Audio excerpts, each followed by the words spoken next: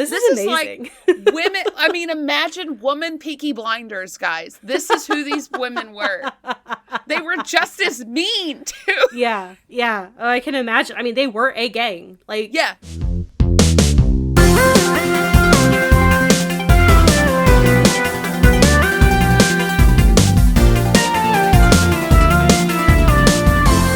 Welcome to Ill-Equipped History.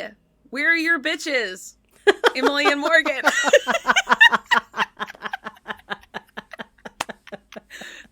That's a new one.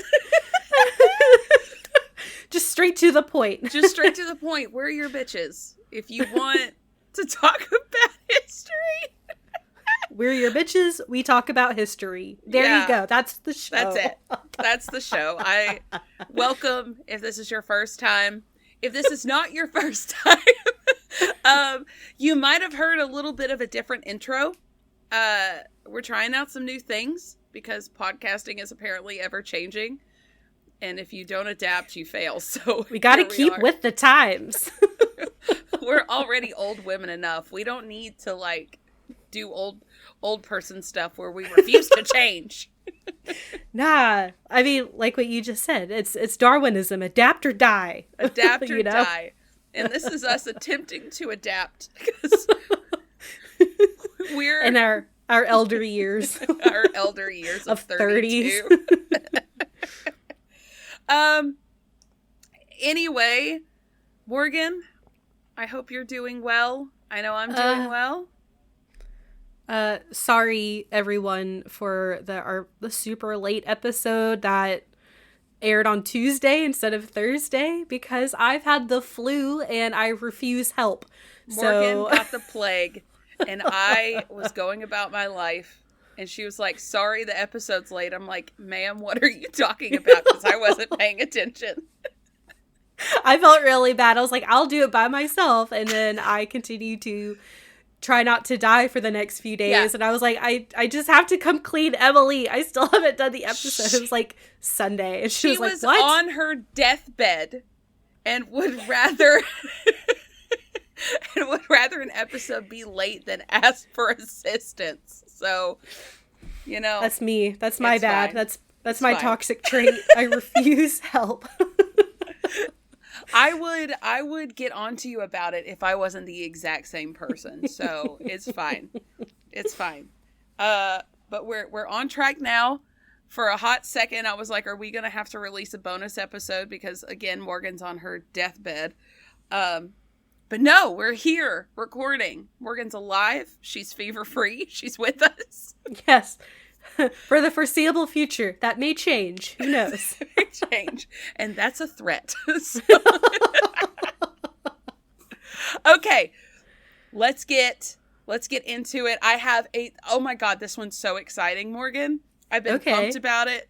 I was telling my children about it. Very inappropriate. They were asking me hard questions that I was not prepared for. But let's get into the skit. Okay.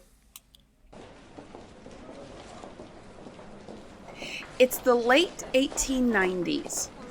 A shopkeeper in the prestigious West End of London is helping a group of demanding, well-dressed women with their shopping. Oh, and can I see that? Yes, of course. Sir, please can I take a look at this piece of jewelry? Let me grab the keys and unlock the box. Excuse me, may I hold that blouse? That fabric looks exquisite. Gertrude, may I ask you to grab this fine woman that blouse above you? The shop owner is flustered, but accommodates the women to the best of his abilities.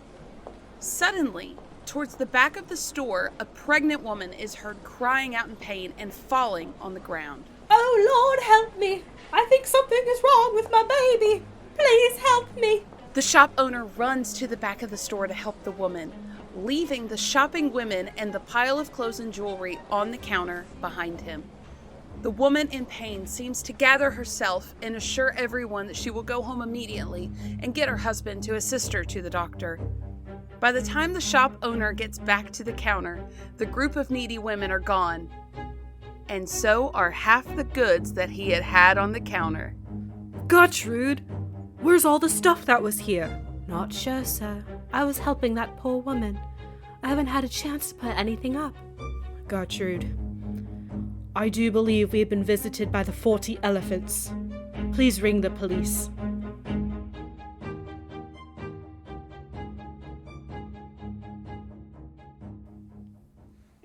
Do you know what we're talking about, Morgan? No. One of the most notorious gangs in London during the Victorian era that lasted way longer than you think it did, and it was all women.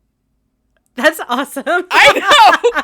I've never rooted for like the bad guys so hard in my life. And she's not even attracted to women. No. Well, like she wouldn't. Well, you know. Well, I'm married to a guy, okay? Yes. I was referencing how whenever we talk about a heist, you always ogle the men, the criminal men that we talk about. Oh, 100%. Listen, if you think I wasn't ogling some of these women, so wrong.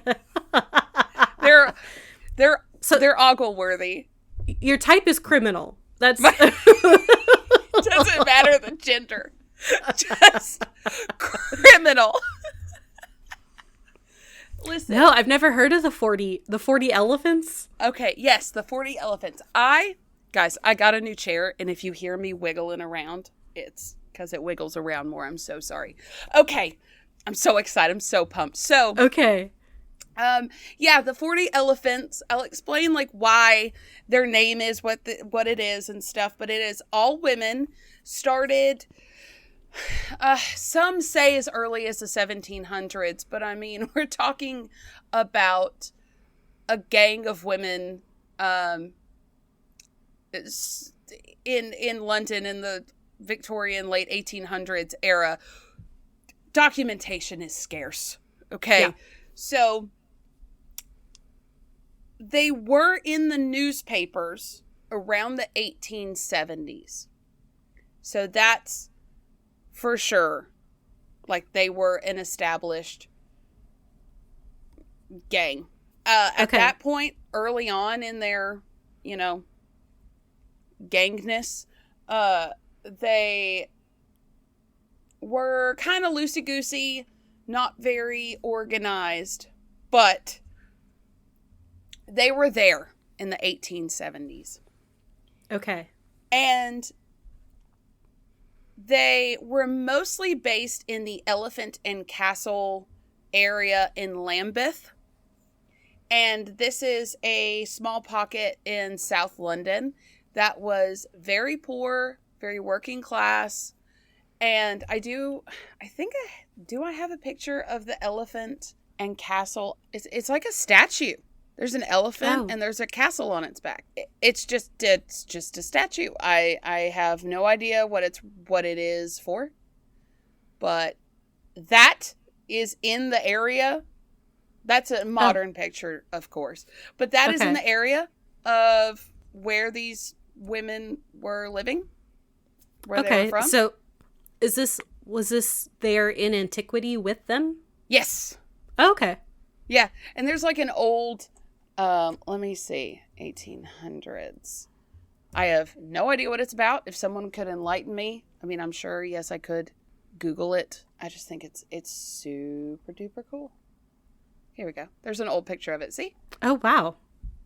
How interesting. Right. Okay. Anyway, so just know that was there. Elephant and Castle was the name of the area. I'm sure. Obviously. Either they made the statue for the name or they named it because of the statue. I don't know. But either way, it's there. Okay. And so we're in a very poor, low-class neighborhood. And in 1899, there was a survey by a social reformer, Charles Booth, that basically just talked about the housing around this area. And he classified the inhabitants as the lowest class, vicious, and semi-criminal. So this was not a good place to be at the time. The rent was very high, employment was low, and a good chunk of these people looked towards criminal ways as a way out of their current living conditions or what they were born into. When you don't have a job and you got a lot of bills, a lot of people turn to crime. Yes. There was a male gang that was referred to as the Elephant and Castle Gang. Okay. Who was a long-running male criminal organization that operated out of this, the Elephant and Castle Tavern. And the 40 Elephants was basically the woman spin-off of the Elephant and Castle Gang. And we're not 100% sure as to where the 40 part of the name came from. Some say that it was kind of like how many women were in it, I guess, when it formed. Mm-hmm. That part's a mystery, but the elephant did come from the area. Right. And also the other gang. And a lot of the women that were in this founding 40 Elephants gang were either family members of the Elephant and Castle gang or married to people in the Elephant and Castle gang. So it was very intertwined, but they were two separate entities. And the men did occasionally work as accomplices. And the women did occasionally work as accomplices for them. I believe it kind of started where the women were working as accomplices for the men. They weren't getting a high enough cut, and the women were like, fuck it, we'll do it on our own. Makes sense. Make our own money, which is fair. So the Elephant and Castle gang did agree to provide protection on occasion for exchange for portions of the earnings. So it was kind of a give and take situation. Yeah. And these women, like I said, they wanted to become more independent and support themselves. And during the late 1800s, that was not really an option for most women. So they were like, fuck it, we'll turn to crime. So who exactly were these women? To be honest, most of them, we don't know. Mm-hmm. We know some big names. We will discuss some of those big names, but we don't know who they are for the most part. We do know that there were at least 70 women who were apart across generations. These women stayed in this this group. So it was like the family, it was like the mob a little bit. They were aunts, cousins, moms, sisters. Literally a family affair. Wow. Like, the way of life was passed down. That's crazy. Yes. It was like a part of their identity. They took pride in it. And a lot of them worked under a bunch of different names. So that also makes it kind of hard to pin down. Right. And the crew was led by a succession of queens. So we got a queen bee here. Okay. And what's interesting is they were not elected leaders. It was just kind of an inherited title. So it just fell to whoever naturally led the best, who was the most trustworthy, that the others wanted to follow. And honestly, they have the craziest code of ethics. So, you ready to get in the code of ethics of the 40 elephants? Also, I cannot wait. I forgot to tell you, they are also known as the 40 thieves. Okay. So, the 40 elephants and the 40 thieves are interchangeable. Okay. So, no drinking before a job. And we'll talk about the jobs later. So, of course, members had to be completely sober, go to bed early the night before, the whole nine. You got to be on top of your game before you crime. You can't do crime with a hangover. You don't have it in you. If you haven't had a good night's sleep, you're going to be tired and make mistakes, Exactly. We need you sharp, ladies. Sharp. Yes. So, also, this was interesting. Equal sharing. Okay. All proceeds of a job were shared equally among participants, regardless of their role. Everything was fair, cut evenly. So if No role 5 too women small. went on a job, 5 women got paid equally. It was amazing. Okay. Mutual alibis. Members had to provide alibis for arrested gang members to protect them from informants. Yeah. I mean, listen, no stealing from each other. Yeah. And that means loot and boyfriends. This literally says, quote, crucial for group harmony. Yeah, I can't imagine like the discord that would arise if ladies were stealing each other's men. Yeah. No wearing stolen goods. So the members were forbidden to wear any items that they stole. If they wanted to wear something fancy, they had to buy the fancy thing. Okay. So Wait, so that's all the code of ethics? no, Oh, okay. not yet.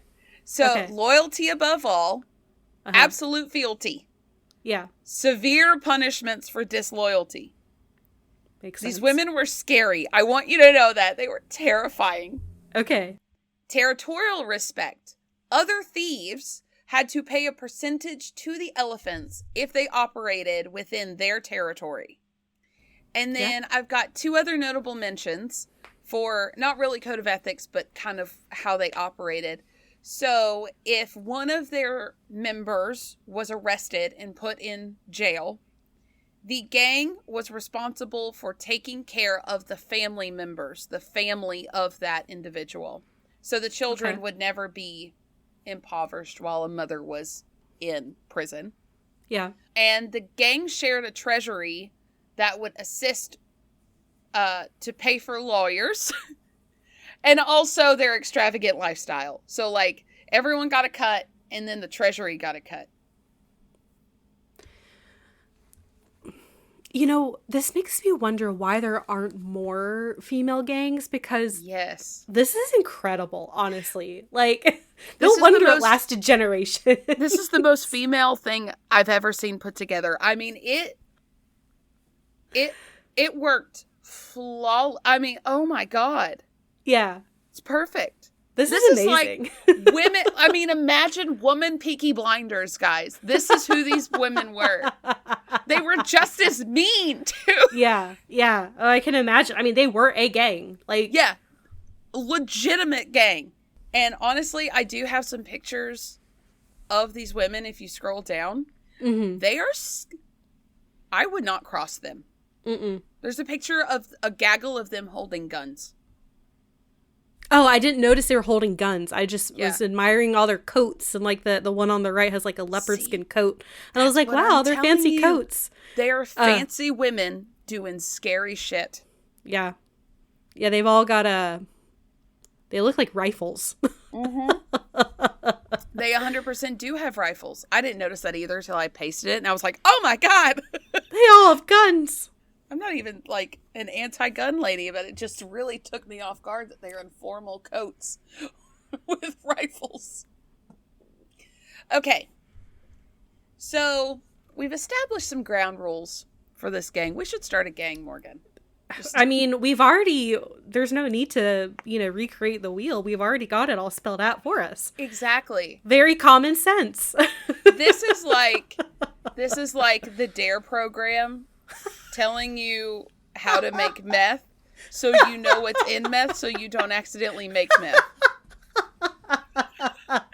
We're the dare for crime, for gangs, apparently. Yes. It probably will work just as well too. Yep. Okay. So we've got ground rules. How did they operate? They divided themselves into cells. And also they obviously like honed in their skills. So we're talking generations worth of like how they did things. Yeah. There is no clear timeline of, ooh, this is when they started doing this kind of crime. This is when they started doing this kind of crime. We're just going to talk broadly. Just know that over the years, this is how they did it. So they would divide themselves into cells or groups, and each cell was allocated to a patch of the city where they'd operate before the police would clock their movements. And then I'm guessing they would like move to a different part of the city where they wouldn't be recognized so easily. So they would move. It'd mix up their movements and not stay in the same place. And this also allowed for simultaneous robberies to occur at different parts of the city at the same time and divide the police's attention and catching people by surprise. They really like to target the West End stores. So for those that don't know, the West End is basically the bougie part of town at the time.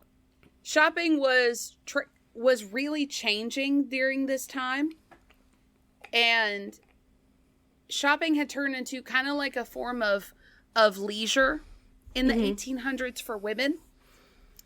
And we're also seeing during this time less custom items and more readily available on the racks kind of shopping. I mean, you think about like the industries that are being developed, like the textile industry and stuff like that, and like things are just being made in garment factories for quick selling. Yep. And by the late 1800s, early 1900s, London had over 100 department stores, which was a lot for the time. That is a lot. That's like my town, small town. But like for London at the time, that was a lot. Yeah. And these stores were seen as places that women could just like go and hang out over all social classes. And that meant women could just walk in there easily. Like if this works so well because if a dude did it, it would be weird. Like, why are you in here? What are you doing? Yeah. In this department store? Why are you shopping? Yes. So the stock also, not only was it just starting to be mass produced, it was on display. It was the beginning of seeing it on displays instead of like behind the counter or, things of that nature. Getting it custom made for you. Yes, they were on tables and hangers, and it was easier to just grab it.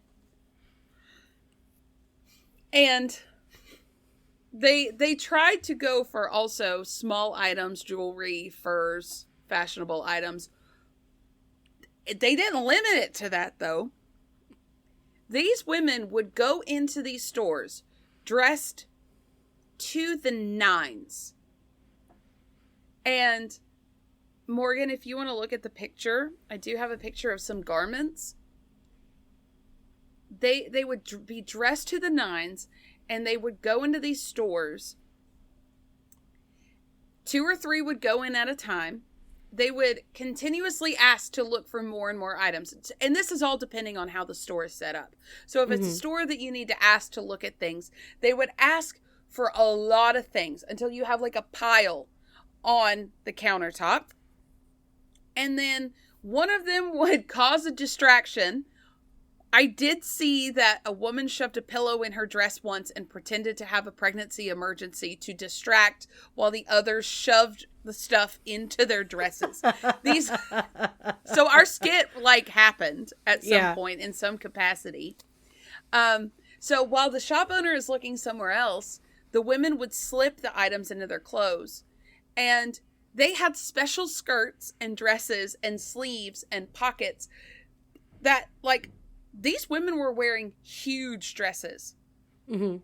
There was one that was you could fit an entire other dress inside the lining of this one dress and you wouldn't be able to tell. That's crazy. And they made specialty clothing for this reason. They had pockets and linings and oh my God. And they wore large fur coats, and you can hide a shit ton in a large fur coat. And this is if we're talking the late 1800s, early 1900s, this is an ideal time for that, because this is before the 20s when flapper dresses and less clothing became fashionable. Women were still expected to wear big skirts and with a lot of structuring and layers and Yeah. what's it called? Like not hoop skirts, but No, is it a petticoat? crinolines and stuff like that, and Yes. petticoats and all that. The layers, So all those layers, you could just hide shit in. yeah, All of it. and like as a maid, you can't wear. I mean, you can. Like no one's telling you not to, but it's not socially acceptable at the time for a man to come in with a big hoop skirt and like just start shoving stuff in the dress. So I'm telling you, it would be weird if a dude did it. Yeah. And that's why they were so successful. They literally had false arms hanging out of coats. so they could have like a bag, like hang onto a bag underneath the dress. Uh-huh. Sneaky. Oh, and they can just like slip that hand out and like grab something and put it back in. Very clever. One woman was caught, and she had a bag made out of alpaca fur that was suspended from her waist that hung all the way down to her knees. When the police caught her, she had 45 stolen items inside the bag. Oh my god. Oh, that's incredible. And one of the most famous heists occurred in 1915. All these beautiful women arrived in hired cars to Selfridges department store in London. And they were all in like furs and jewelry and expensive things. And at this store during the time, if you were a woman of high standing, you would basically be just left alone to shop. Yeah. Like they would give you privacy. And the privacy just meant that they just steal whatever they want. Just stole whatever they wanted. Yeah. I mean, they're high class. Why would they need to steal, you know? Like, yeah. They don't, an eye doesn't need to be kept on them. Yeah, exactly. It's not like they're looking like, you know, they're not profiling these women in a way that's like, oh, you look like you're going to steal. They're profiling being like, oh, you're going to spend a lot of money. Right. And, you know, to cover themselves, they might end up buying an item. Yeah. And then just walking out with the rest of it in their clothing. It would be pretty suspicious if all these women came in, looked around for 30 minutes, and then left without buying anything. But they're, like, missing half their stock. Like, that would be a little suspicious. Exactly. But, like, if you go in, you have the privacy. You're trying on things. You go to the counter with 2 items. And, you know, the back is a wreck right now. But, like, you'll deal with that later. You check them out. They leave. Uh-oh, we're missing, like, 10 things. It wasn't just thievery in this way that they would attain their things. They would also, they've been known to lure elderly gentlemen into an alley, then accuse them of attacking her. Oh no. And threaten to go to the police. And then other gang members would appear and claim to be witnesses. So typically the victim would just be like, take my shit and go. Oh, that's sad. I know. I'm telling you, these are not great women. Like, you want to root for them. They're criminals. But they're criminals still. And they would seduce and blackmail influential men. Oh, no. Listen, they're doing shit only women can do. That's true. This is a woman's touch. And they also would con their way into jobs as housemaids and then rob the houses as they worked. Oh, no. Oh, man. So, the police obviously were having a hard time keeping up with them because they are all over the place. It sounds like they have their hands full with just the 40 elephants. I mean, we're also talking about London, you know. Yeah. There's a lot of other shit going on. Yeah, we're not even bringing up the, like, male 40 in Castle gang. We're just talking about the women 40 elephants. Like, those poor police officers were rattled all the time. And in December of 1927, 2 days before Christmas, the gang carried out an huge heist and swept the city 2 days before Christmas. Oh, wow. Everywhere. Oxford Street, Suffrages, Paddington, Holborn, I mean, all over. And they also would steal things, but then let's just say the police were coming. They would, in the street, hand off the stolen item to an accomplice in the street, and then with the police thinking, not knowing that the stolen items were handed off to an accomplice, the thief would take off, right? So the police would chase after the one that was running, but not the one now that has the goods. So sometimes they would get into like a car chase, and then when the police finally caught up with them, they had no stolen goods. Wow. So you can't arrest them if they don't have any stolen goods. It's like, why were you chasing me? Right. You're the police. I'm running from you. And cars also allowed the members to operate outside of London. So they would also go to nearby towns and do the same things. Especially when some of their faces became notable. They're like, we have to expand our operations. So they've stolen the loot. Now, how do they make their money from this loot? So they would be fencing, which is a term for reselling. Yeah. They would not wear any of their stolen goods. They just used the proceeds. So they had a network of specialist fencers who would buy the stolen goods from them, and obviously they would get money from that. The items, like the tags, would be cut off and new ones would be sewn in.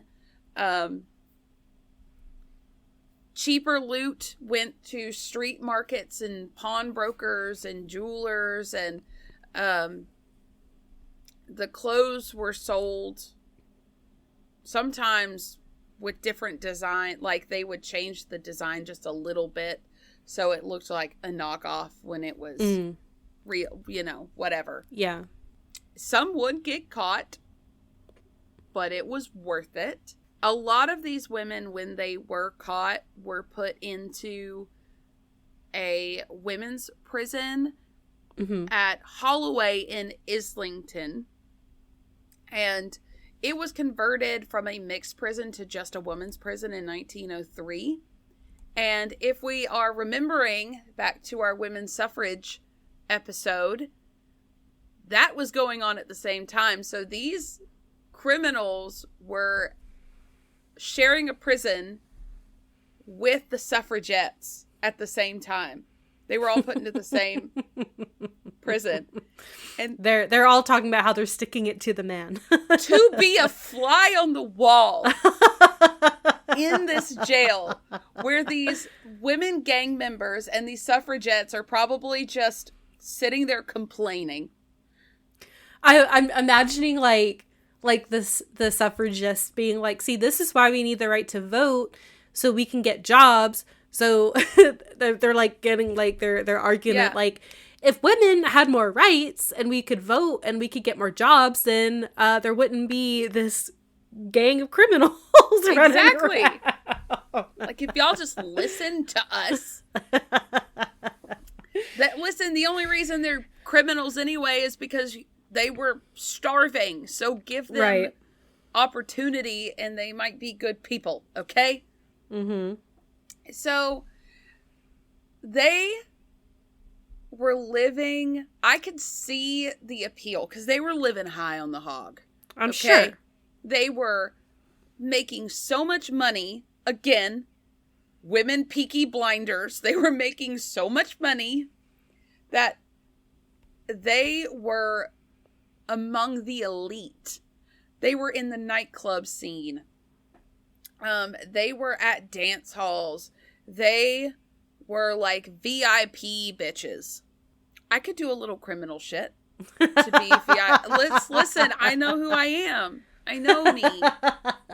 Well, we all know you'd be a mob wife. So, I would. I would. Why not be the head of your own mob? Like. Exactly. I mean, it's fine. I could have a mob wife. That's fine too. I mean, for VIP? Yeah, then you would be and have a mob wife. It's the best of both worlds. It's the best of both worlds.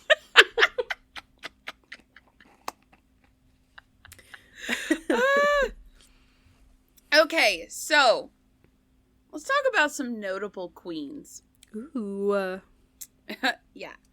So Mary Carr, aka Polly Carr or Molly Main, were some of her aliases. Not her only ones, but some of them. She was born in 1862. She died in 1924. She was the daughter of Jane and John Carr. John was also a notorious international thief and a forger of bonds. Ooh. So he's a criminal. Yeah. And she became their first identifiable leader of the gang. Again, this was in 1890. There could have been more, but she was the first one that was, I guess, documented. But also, she's kind of referred to as the founder elephant, if you will. Okay. She was the one that really ushered in this new era of the female hoister. And a hoister being someone who specializes in, like, shoplifting, breaking into houses, things of that nature. Okay. But because they would, I get it, they would hoist. Yeah. The female hoister. Okay, so she was the one, again, like I said at the beginning of the episode, they kind of existed loosely. I think she was the one that really brought it into, like, a gang identity. Okay. She turned this very loosely organized group of thieves into the machine. Okay. And helped refine their strategy. And she was the one that enforced discipline. She even turned her home, 118 Stamford Street, into the gang's first base of operations. I did look up the address. I could not find 118. I don't know if they've renumbered, but it went from 117 to 119, so I'm wondering if it was on the other side of the road. And that's a parking lot now, so I don't know if it exists anymore. I did try. And this is the wildest story, and I don't know which one's true. In the late 1890s, she was committed of the crime of kidnapping. There are multiple versions of why and what happened, but the poor kid was named Michael McGee. And one version states that apparently they were like at a horse race and the kid went missing. One version states that she wanted to sell the child to a childless couple for profit. Oh, geez. Another says that she saw the mother beating the kid and wanted to give him a better life. Another version, which is the wildest of the three, says that he was sold by his mother to another gangster who then entrusted his well-being to Mary. But then, after 10 months of the kid's disappearance, when they found the kid at Mary's house, Mary got blamed for it. So he was found. He was found. Was he able to say what happened to him? Not a clue. That's okay. the only information I have. I looked. Okay. I don't know. Either way, she did appear in court on November the 10th of 1896, and apparently she wore a black cloak, a velvet cloak with a black silk dress and a hat with 5 ostrich feathers and 7 rings worth 300 pounds at the time, which was so much money. She was just glammed out, and she was found guilty and sentenced to 3 years. She was like, I'm going to, like, strut my stuff to show that there's no way I could be capable because I look rich. I'm Because but a rich people can't lady. commit crimes, right? I'm but a lady. I'm a fancy lady. There's no way I could commit a crime. No. And when she got out, it wasn't long before she was arrested again for possessing stolen goods and got another 2 years. So the police report back in 1900 identified her as the notorious Polly Carr, one of the most dangerous women in the London metropolis and queen of the 40 thieves. Wow. So, okay, I guess just to make sure I have the timeline correct, Yes. you said that it had been around for a while and it really started making waves in the newspapers in 1875, right? In the 1870s, I believe, is when it said, Okay. yes, that there's some sprinkling of it. Okay. So if Mary was the one that like organized it, she would have just been like a teenager because she was born in 1964, right? Or 1962? Yes. So when she got arrested the first 1862. time, it was 1896. She was born in 1862. So there were people before her, Okay. from what I'm gathering. She just like took it to another level. She did. She took Okay. it to another level. Yes, absolutely. So she took what they referred to as like a loosely organized group of petty thieves and turned it into this machine that Okay. it would become. So I guess they were just kind of like a group of gals, pickpocketing, or I don't know what petty thievery would consist of. Okay. 'Cause I am, in fact, not a criminal. I think typically it refers to like theft of like low cost and typically no violence. Like it's Right. not like armed robbery or anything. Right. So like pickpocketing That or would make shoplifting. Right. So she was also identified as one of the most cunning and dangerous women in London at the time. It's crazy. And while she was in prison, a fellow 40 Thieves, 40 Elephants member, Minnie Dugan, temporarily took over leadership until she was released. And then in 1905, she was incarcerated again. And then Helen Sheen, who was nicknamed Fair Helen, had a brief stint as the gang's leader between 1905 and 1906. But then Sheen was arrested and sentenced for 2 years for drugging and stealing from a man. Oh shit. Yeah. So, I guess she was the queen in prison as much as she could be. I guess there were other people. But in 1915, another queen officially took her place. And after she was released, she moved to Manchester, where she died in 1924. Wow. That other queen that took her place was the most famous queen of the 40 Elephants. Her name is Alice Diamond. And she rose to power when she was but 19 years old. That's crazy. She was born in Lambeth Workhouse Infirmary in 1896. She was the daughter of an alcoholic petty thief and raised in the same London workhouse that Charlie Chaplin was. You've got to be kidding me. I That's am not insane. kidding you. That is crazy. I read that and I was like, no. No way. No. Mm-mm. Go check out our Charlie Chaplin Yes, episode. it's such a good episode.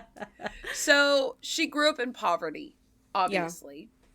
Yeah. And very precarious housing, you could say. Yeah. And she started stealing as a teenager. She was very strong, skillful, smart, and did not shy away from a fight. It also helped that she was 5'9" at the time when the average man was 5'6". That's yeah. So she towered over everyone. You couldn't tell her shit. Scary lady. Also, beautiful scary lady. I have a picture of her. I unfortunately don't have a picture of Mary. Yeah. I could not find one. There's two of Alice. There's one in like the group photo, where she does not have makeup on, and then there's the one where she's like has like the dark eyes and the lipstick. Yeah. Oh, she's stunning in that one. So she also carried different aliases, including Dolly Blake and Alice Blake. Okay. I'm wondering if her last name was actually Blake and she went by Diamond, because that's a sexier criminal name, let's be honest. Yeah. So her first arrest was at the age of 17. It was early World War I, and she was arrested for using a fake ID to gain access to an ammunition factory. What?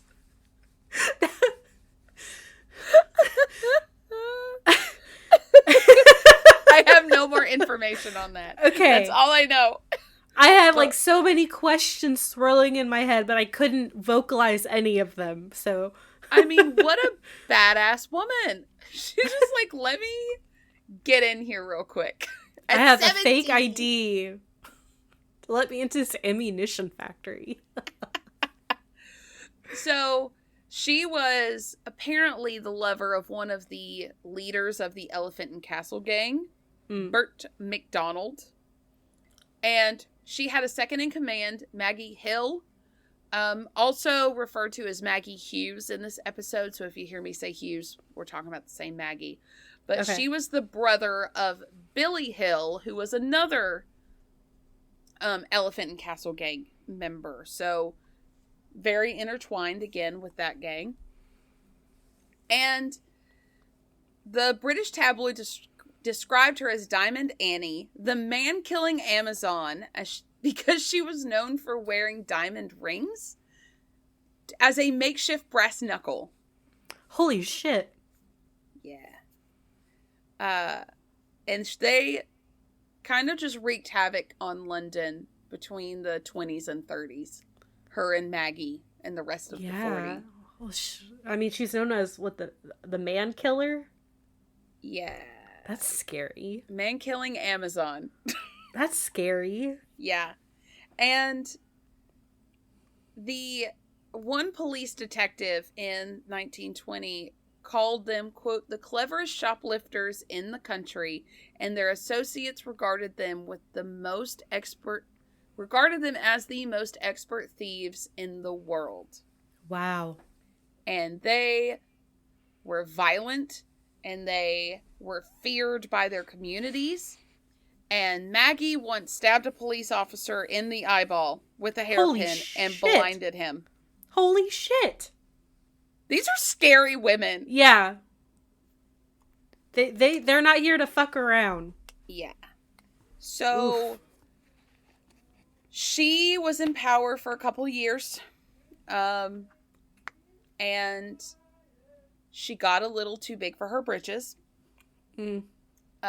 When she had put into place a new rule that stated that boyfriends and husbands needed to be vetted by Alice to make sure, I guess, they're not a snitch. If the gang didn't like them, you couldn't marry them, kind of a thing. That seems a little controlling. Yes. I mean, I also understand, like, hey, I don't think he's good. I think he's going to tell the police on us. Like, kind of a thing. But it got to an extreme where an elephant, Mary Britton, broke the rule because she was seeing a guy that Diamond disapproved of. But then Marie got pregnant and married him anyway. And this was in 1925. So Alice, after excessively drinking, convinced a lot of the family members, the gang members, to go and attack her husband in his home. Geez. And they showed up with bottles and rocks and chunks of concrete. Oh, and shit. beat the shit out of her husband.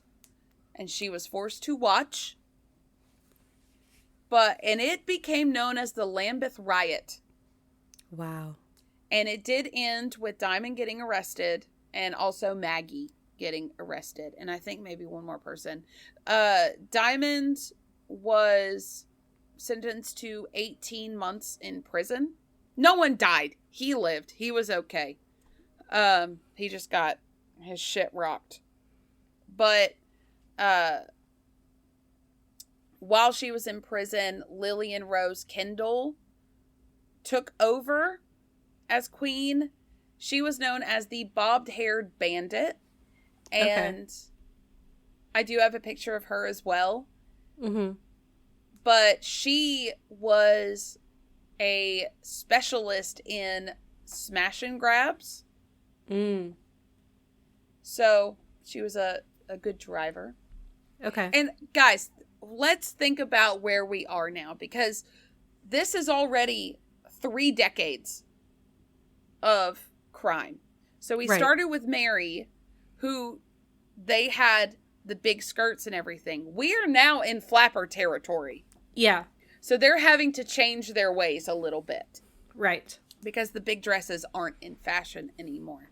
On several occasions, the bobbed-haired bandit drove her car to smash through stores on Bond Street. Oh, and shit. would steal shit and then drive away. Holy shit. Yes. So Alice, when she got out of prison, she left the group, turned her career into managing a brothel, and still offered advice to aspiring young thieves. And she refused to leave the war during used to leave London during the Second World War. And she eventually died of MS in 1952. Wow. Scary well, lady. All right. So, the last of the queens, there were a couple, obviously, at least. I don't know if it went from the bobbed-haired bandit to this next one, or if there were a couple in between. But Shirley Pitts was one of Diamond's proteges. And she was the queen during the 60s. The 1960s. Obviously, crazy. It was a smaller scale operation. Like the membership was kind of dwindling. Yeah. And it kind of all but like died off in the 50s and 60s. Like it was still kind of there in the 60s, but it wasn't like it really wasn't that much of a threat. It wasn't like in its heyday. No. Yeah. Because obviously the changing fact, it was harder to do things and more security, and then surveillance systems started being put in place, and it wasn't as easy. There's also like a pretty big cultural shift in London after the war, and yes. I think we talked about it like in the, I want to say it was in the 50s or so. There was like a new age of prosperity for like England as a whole or something like that. So yeah. But she held on. Again, it was basically nothing. I'm imagining like a group of older women, like 10 of them, maybe. Mm-hmm. Technically, the 40 Elephants was officially disbanded with Shirley Pitt's death in 1992. Holy fuck. It had basically been nothing since the 50s and 60s, but technically, like, she's dead, so the group's no more. Yes, she was the last queen. So, by the 90s, the 40 Elephants were basically Um, Basically just Shirley. yeah, basically just Shirley. But also, they were pretty much folk legend. Yeah. Obviously, because of newspaper coverage during their, like, heyday. Yeah. But then a newspaper in England, like, did this story about them in the 90s. And the police were like, please don't give them any more spotlight. Don't do that. And they remain one of the most successful and longest lasting criminal organizations in English history. That's awesome. It's amazing. And I'm going to leave y'all. This is my last little tidbit. There is a 2-season show on Hulu called 1,000 Blows. It is about the 40 elephants. Oh, that's awesome. And some of the women that we talked about are portrayed in the show. It came out last year, so it's like new. Okay. In 2025. So everyone go check it out. I haven't checked it out yet, but I do plan on it. That's awesome. I need to get Hulu, and then I can check it out. Yes. I'll give you Nick's login. Hulu, don't listen to this. For every ear except Hulu. Yeah, Hulu this do is not not listen. for Hulu's ears. But yeah, I've never been so pumped up on the side of the criminal before. This is such an interesting story. Like, I've never heard of them. I had neither. That's awesome. It literally popped up on my Facebook, and I was like, excuse me? What? And the more I dug in, I'm like, I need to, like, I want to go to National Archives, kind of want to do digging on these women. Yeah. How interesting. Honestly, I think I really just am rooting for them because, like, they were dealt a shit hand, and they were like, I mean, were they good means? No, but they did take means into their own hands. Right. And they were living the high life. And the rules are very interesting, too. Like, yeah. Like, once you started going of, like, their rules, I was sucked in. Because, like, you don't... We've told a couple stories on the show about, like, male criminals and gangs and whatnot, and this is not a blanket statement for male gangs, because there's a lot of very successful male gangs, but the ones we've talked about have not been very successful, or there's been mistakes made, or like rules broken, and like or people get greedy and they want a bigger cut, right? And you're just not seeing it here. Yeah. The only thing that took down the 40 elephants were the changing times. Right. Literally. You couldn't wear big old petticoats anymore. Yeah. I'm sure it definitely made it harder, and it probably did have to cause them to lead to more violent tactics to steal, because they couldn't just put stuff in pockets anymore. Yeah. I wonder if their actions led to the changing of fashion faster. So, like, I don't want to be associated with the 40 elephants, so I'm not going to wear this big old dress anymore. Because that would be interesting. Yeah, because if, like, the fashion changed and you're still wearing a big old dress, then you may be viewed with suspicion. Yeah. I mean, it might have expedited us, I guess is what I'm trying to say. Yeah. In this area of London. Yeah. Huh. I don't know.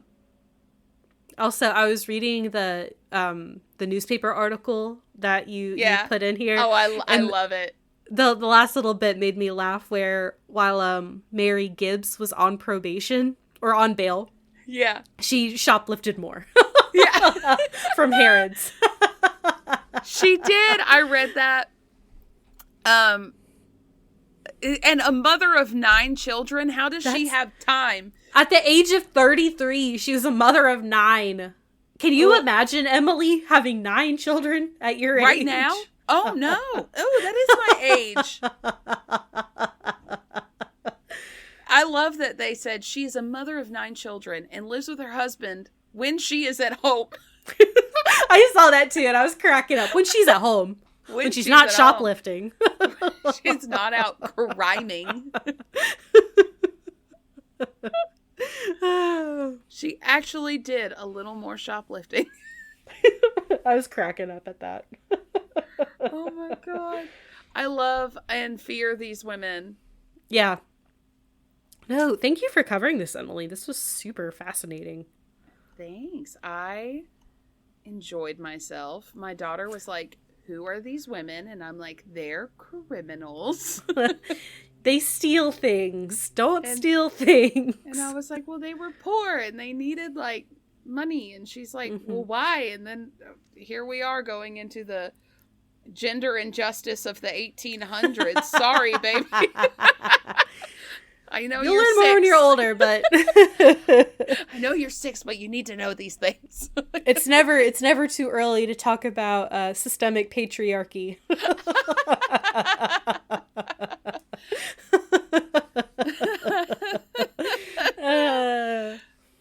We're gonna make you a feminist whether you like it or not at the age of 6 years old. 6 years old. Oh gosh, it was earlier this week upon recording. Yeah, this will come out this week. So obviously Monday was MLK Junior Day, and she was saying we were doing a school project together, and we were talking about how she doesn't have school Monday, and she was like, it's how does she say it? Martin Luther King. And I was like, yeah, baby, you're right. Yeah. And we were talking about how he fought for the civil rights movement and how people hated other people for the color of their skin, and some still do, and that's not okay. And she was appalled by the whole thing, and I'm like, well, I'm doing that right. And and it was just funny where she was listening and she was like, what? Like, yeah. You know what that reminds me of? It's a video. It was a video I saw the other day, and it was the same instance where a parent was like, what day is it today? And or asking about, and she said Martin Luther King Jr., and she said, why is he famous? And she said, because he died on the cross for our sins. And the parent was like, no. Not quite. Different king. Different. Oh man. Martha Luther. That's funny. Martha Luther. Yeah, it was really cute. Also, speaking of learning about Martin Luther King Jr. at a very young age, does anyone else have the distinct memory of like being in like early elementary school, like kindergarten, first grade, second grade, and watching a video about Martin Luther King Jr. and it being very, very clear that he was shot and killed? Yes. Yes, I remember. I couldn't tell you the name of the hotel he was shot at. I have a clear image of him walking out that door. And I can see it in my head. It's like the JFK. Mm-hmm. I see it in my brain. I don't think I saw him get shot, but like the last moments they showed us, it's like, and I'm like, and he got shot? The 90s were wild. They were just showing us stuff. The video so I didn't know for a long time, like, the circumstances in which he died, because the video I was showed as a child, it had him giving his I Have a Dream speech, and then a gunshot sounded and it cut to black. And for a long time, I thought he was assassinated mid-speech. And I was like, oh my God, that's crazy. Why would they do that? The one I watched, it showed him outside and then, fade to black, he was shot or whatever. Yeah. No, that's so misleading. I know. And then when I found out later it was at a hotel, I was like, oh, I had that completely wrong.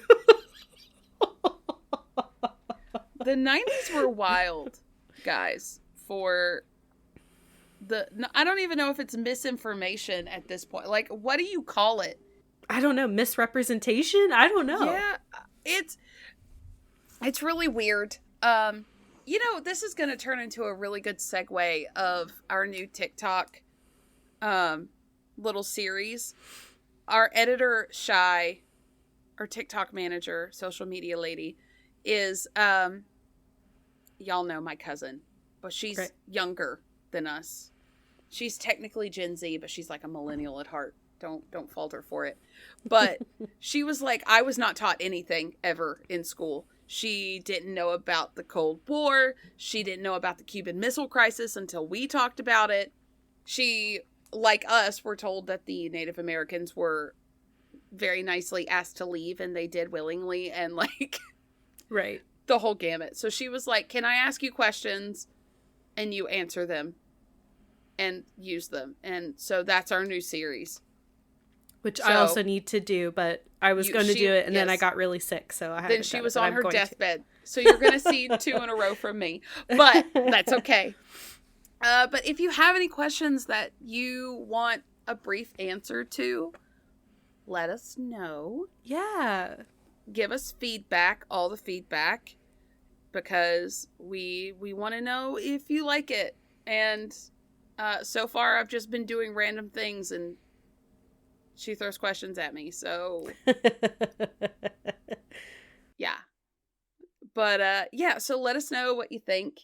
And again, we're doing some changes. We're trying to stay with it. We're trying to stay relevant. Yes, because that's how you make it in this internet economy, is you have to stay relevant. Yeah.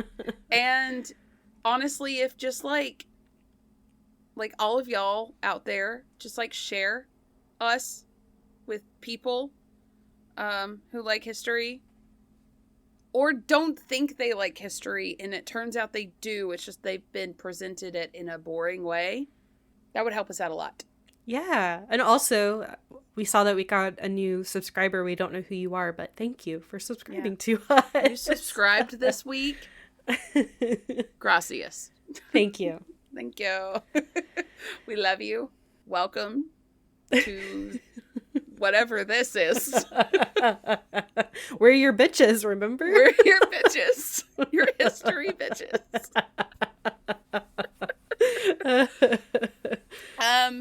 So should we do socials? Let's do socials. Okay. You can find us on Facebook, Ill-Equipped History Podcast Group and page. TikTok, at Ill-Equipped History. Gmail, ill-equippedhistory@gmail.com. Instagram, at Ill-Equipped History. and TikTok. And at Patreon. I got the wrong one. I said it so confidently. Patreon.com/ill-equippedhistory. $5 a month. You get more of us. You get a lot more of us. We need to come up with an idea for our next bonus episode. We 100% do. So if anybody has any ideas, yeah, Chris, let us know. Chris, got any more of those ideas? Yeah.